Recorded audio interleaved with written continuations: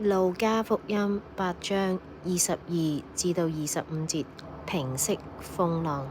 有一日，耶穌同門徒上咗船，對佢哋咁講：我哋渡到湖那邊去。他們便開了船。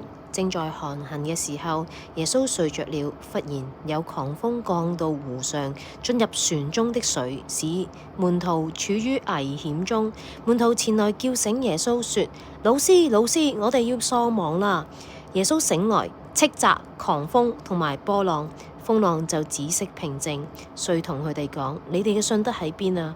佢哋又驚又驚奇，彼此咁話：呢個人究竟係邊個？竟然佢一出命，風和水都服從他。所以大自然一切嘅嘢，即使有幾大浪，幾咩都好，人始終係會驚。耶穌需要我哋有信德，嗌醒佢，即係祈禱啦，嗌醒佢，同埋耶穌就會行動，就會斥責嗰啲狂風，使到我哋平安。